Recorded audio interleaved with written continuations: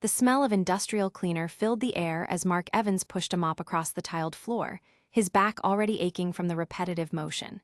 He had built this company from the ground up, expanding it to nearly a dozen locations, but lately, things felt off. Employee complaints, high turnover, and dipping customer satisfaction. It didn't sit right with him. Reports from managers painted a picture of smooth operations, but Mark wasn't convinced. He needed to see the truth for himself.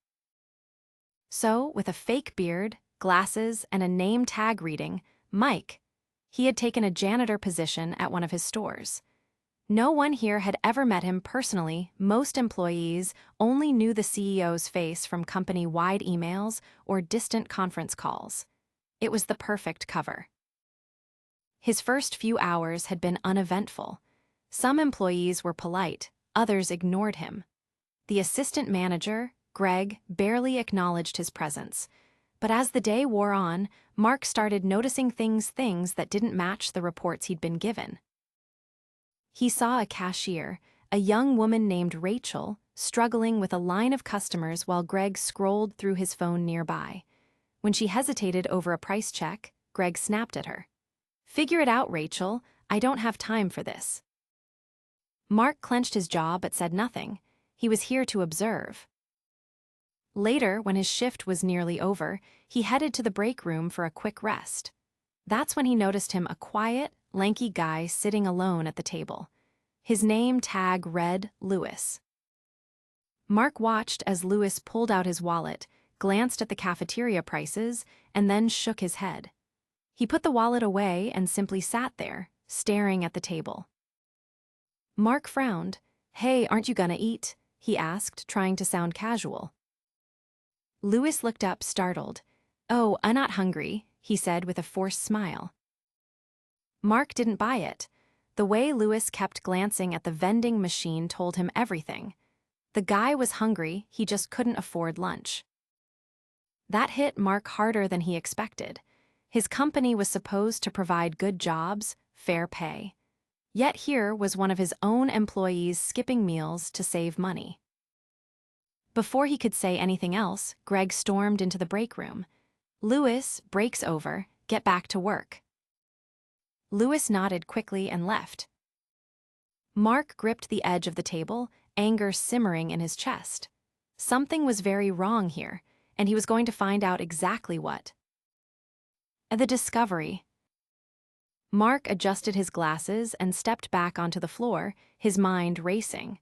What he had seen so far was bad, but he had the sinking feeling it was just the tip of the iceberg. As he pushed his mop toward the stockroom, he overheard a conversation near the registers.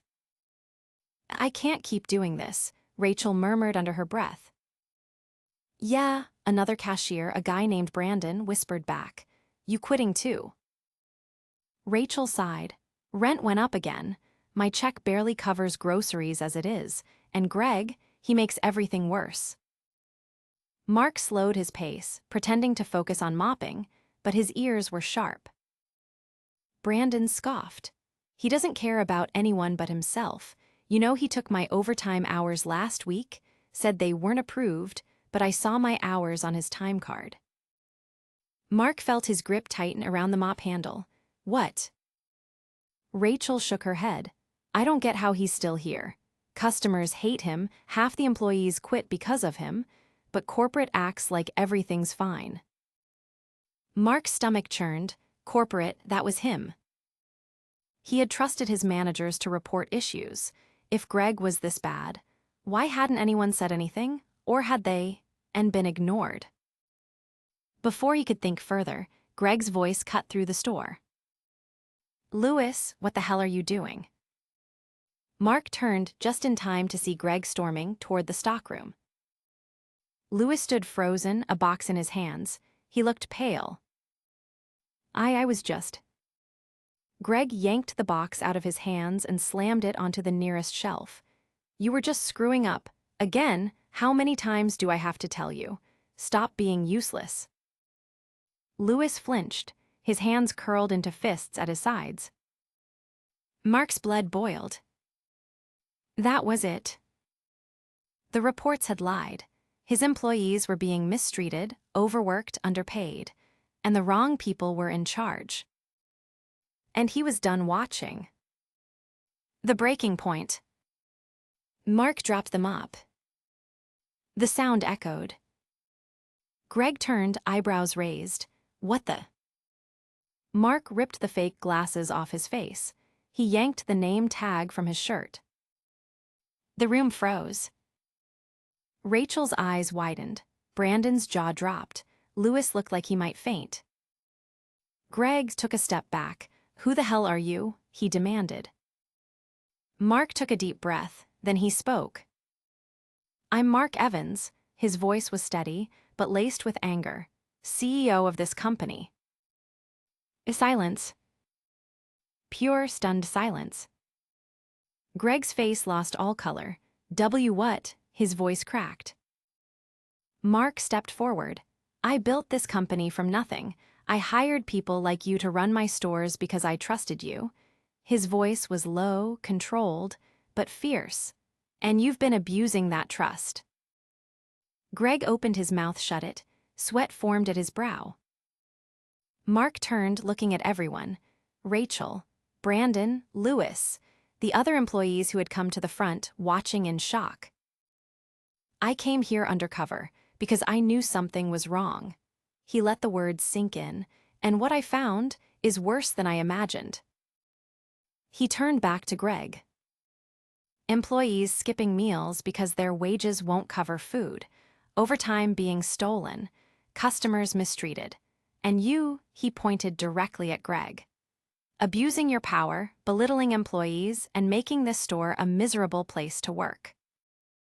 Greg's mouth opened and closed. I didn't. Save it, Mark's voice cut like a knife. You're done. Greg's face collapsed. Wait. You're fired, effective immediately.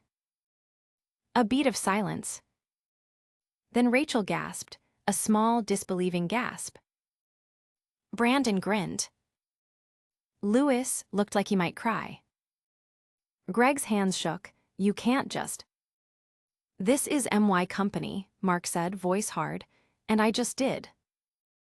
Greg stood there, floundering before finally storming out. The moment the doors shut behind him, the room exhaled. The aftermath. Mark turned back to the employees. They were still staring. Rachel spoke first. Did that really just happen? Mark gave a small, firm nod. Yes. Brandon let out a low whistle. Damn. Louis still hadn't moved. His hands were clenched at his sides. Mark stepped toward him. Louis. Louis blinked, looked up. His eyes were red. I thought, he swallowed, I thought no one cared. Mark felt something twist in his chest. I care, he said, and I should have known sooner. Louis nodded, but there was pain in his eyes. Mark turned, addressing everyone. Things are going to change. His voice was strong. I'm not just fixing this store, I'm fixing this company. Raises, better working conditions, and actual oversight of management. The employees exchanged stunned looks. I'm holding meetings with every store, Mark continued. I want to hear from you, not just reports from managers. If there's a problem, I want to know. Rachel smiled. You mean it? Mark met her gaze. Yes. Brandon let out a small laugh. I think I might actually stay then. Mark smiled, but it faded as he turned back to Louis. Come with me, he said softly. Louis hesitated, then followed. A personal moment. In the now empty break room, Mark faced him. You skipped lunch. Louis looked down. It's not a big deal. It is. Louis swallowed. I send money home to my mom, she's sick. His voice was small. I should be able to afford food, but rent bills, he trailed off. Mark's chest tightened. You're getting a raise, he said immediately. Louis's head snapped up.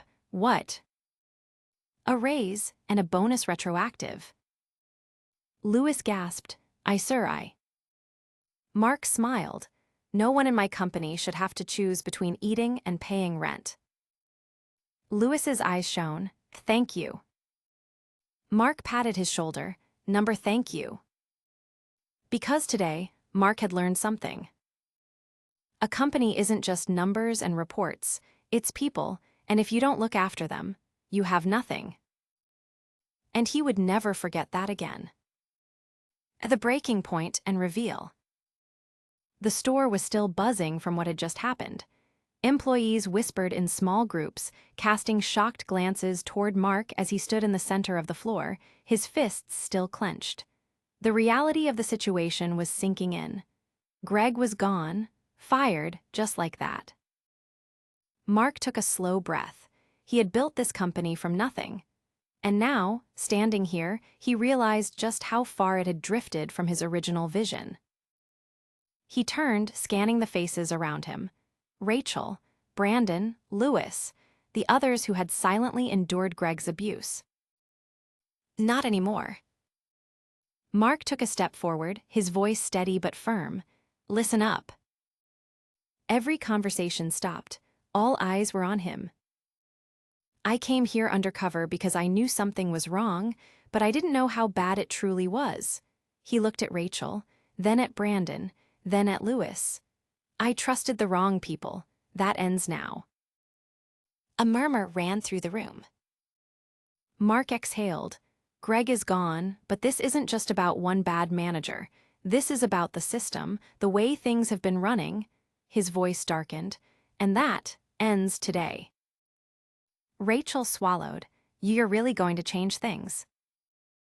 Mark nodded. Yes. He turned toward the employee break room. Everyone in there now. The employees hesitated, then slowly began moving. The small break room was packed. Employees leaned against the counters, sat on the worn-out chairs, some even stood near the doorway. Mark stood in front of them, arms crossed.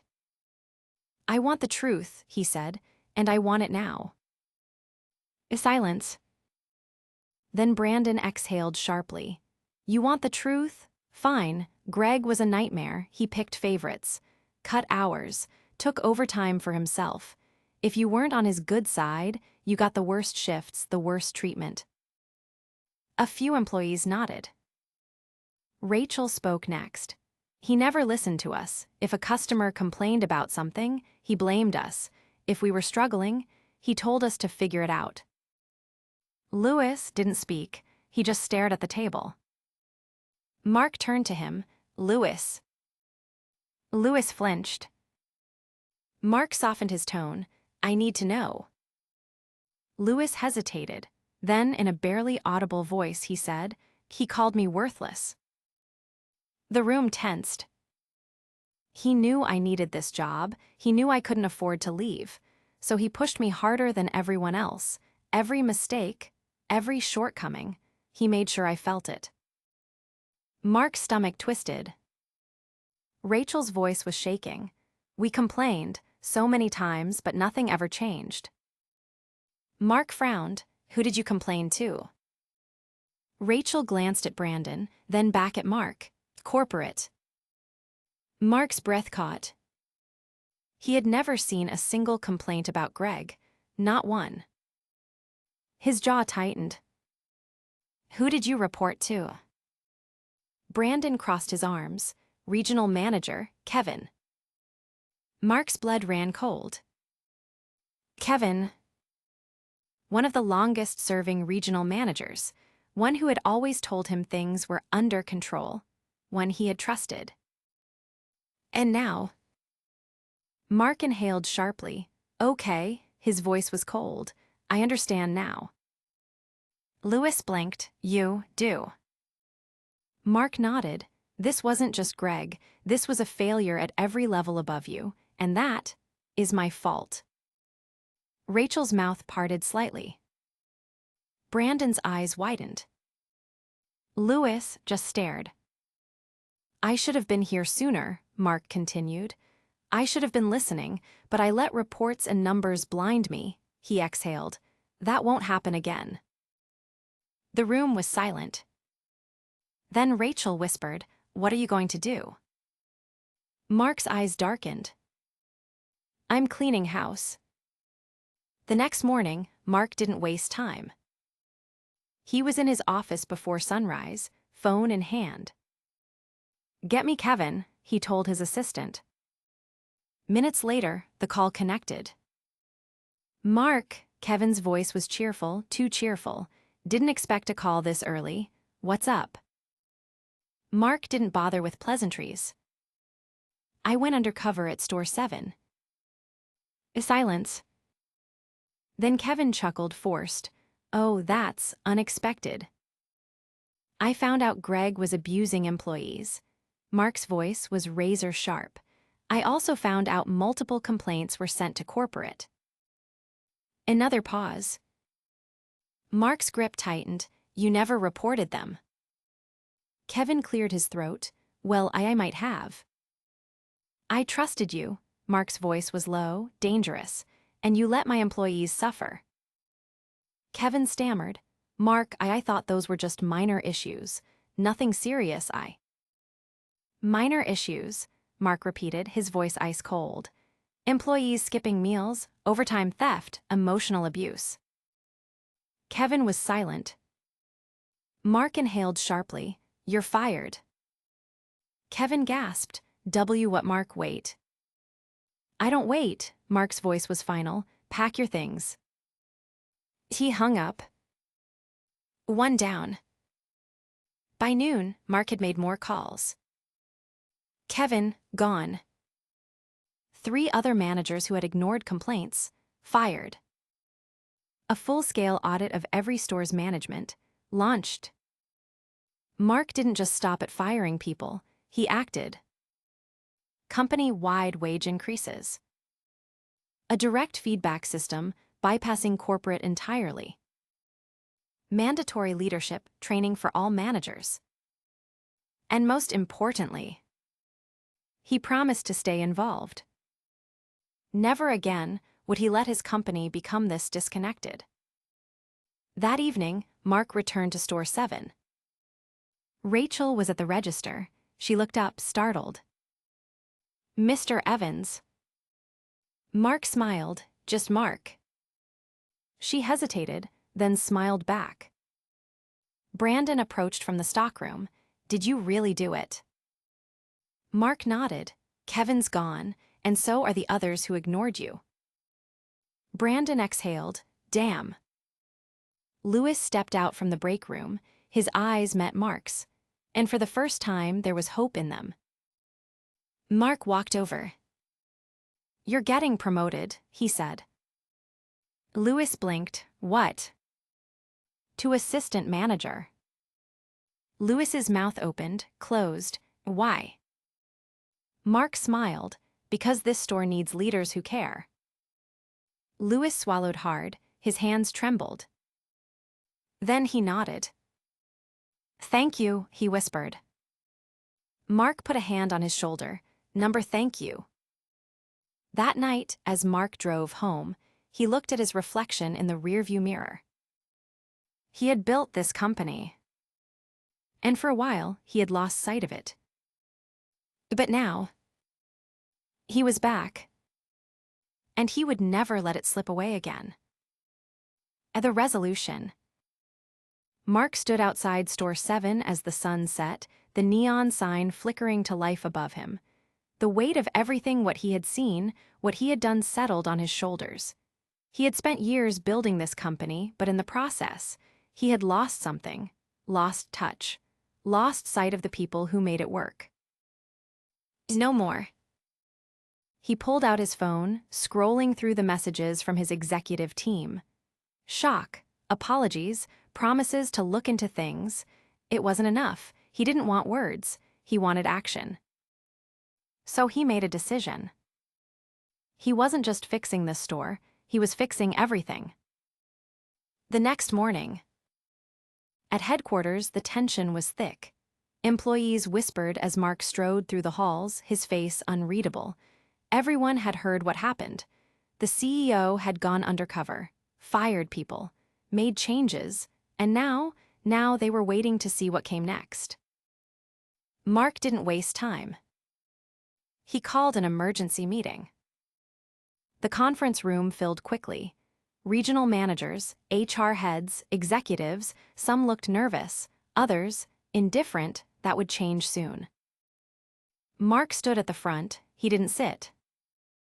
He looked at them, one by one, let the silence stretch, let them feel the weight of it. Then finally he spoke. I went undercover at Store 7. A few people shifted in their seats. I saw employees struggling, suffering. I saw managers abusing their power, and worse, I saw that their complaints went ignored. A murmur rippled through the room. Mark's eyes locked onto one of the senior HR directors. There were multiple complaints about Greg, multiple, but somehow they never made it to me.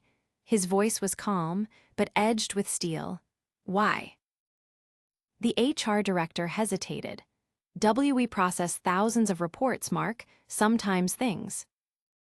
Don't. Mark's voice cut through the air like a knife. Don't make excuses. People were suffering under our leadership, and we let it happen. Silence. He turned to the regional managers. From now on, I don't want filtered reports. I want direct access to employee feedback. If someone complains about a manager, I want to know, immediately. One of the executives cleared his throat. Mark, are you sure that's necessary? You can't micromanage every store. Mark's eyes snapped to him. I trusted people to handle this, they failed. He stepped forward. So yes, I am making it my business. The executive shrank back. Mark folded his arms. There will be changes. He turned to the head of payroll. Raises, effective immediately. We are increasing wages across the board. A few gasps, someone muttered, that's going to cost. I don't care what it costs. Mark's voice was firm, because you know what costs more? Losing good employees. He turned to HR. Employee support programs, better benefits, more mental health resources, and no more punishing workers for speaking up. Another murmur. And finally, Mark's eyes swept the room, hard, cold, unforgiving. Leadership training, real training. Every manager, every regional director, every executive including me will go through it. Someone scoffed, even you. Mark's lips curled, especially me. The first steps. Over the next few weeks, the company transformed. Employee wages increased. A direct feedback system was created bypassing corporate bureaucracy. Toxic managers were removed. Store meetings became mandatory, with Mark attending in person. A new regional manager was hired, one who actually listened. And Mark, he didn't sit in his office. He visited stores, talked to employees, listened, learned. At Store 7, things were different. Rachel was smiling at work, for the first time in a long time. Brandon, thriving in his role, no longer afraid to speak up. And Louis was growing. Mark checked in with him often, made sure he had support, and one day, Louis said something that stuck. I used to think people like you didn't care. He glanced down, then back up, but you proved me wrong. Mark felt something tighten in his chest. Because Louis wasn't just talking about him. He was talking about hope. 1 month later, Mark stood in front of the company. A live-streamed meeting, every store, every employee, watching. He took a breath. When I started this company, I wanted it to be a place where people felt valued. He exhaled. Somewhere along the way, I lost that. I thought numbers and reports told the whole story. His hands curled into fists. They don't. A pause. You do. He looked into the camera. I see you, I hear you, and I promise, I won't forget you again. The legacy. Months passed. The company flourished. Turnover dropped. Employee satisfaction skyrocketed. And Mark never went back to being just a CEO behind a desk. He stayed involved. Because he had learned something powerful. A company isn't just a brand. It's not just numbers. It's people. And if you don't take care of them, you lose everything. Mark would never forget that again. Never.